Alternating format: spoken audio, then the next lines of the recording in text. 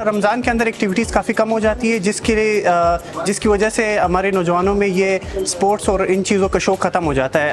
हमें ये चाहिए, ख़ासकर government of Balochistan sports and youth affairs department को ये चाहिए कि वो रमज़ान के अंदर जितनी ज़्यादा एक्टिविटीज़ हो सके, चाहे वो इंडोर हो या आउटडोर, वो एक्टिविटीज़ का इनेकाद करे।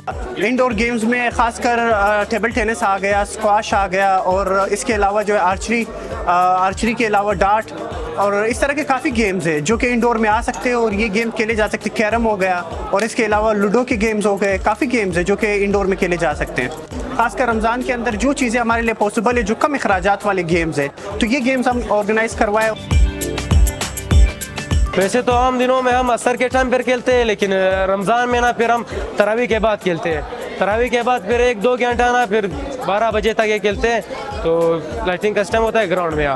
ये जो आउटडोर गेम है जो खेल रहे हैं, जो बॉडी के लिए भी अच्छा है, मेंटली भी इंसान को स्ट्रॉन्ग बनाता है और ये बहुत अच्छा है। ये बच्चे आजकल खेलते हैं या लोग खेलते हैं, ये मोबाइल गेम नहीं है, वो इंसान को दिमाग ख़राब कर देता है, वो मेंटली इंसान को बहुत कमज़ोर कर देता है। ये बहुत अच्छा है, मेंटली इंसान को स्ट्रॉन्ग बनाता है।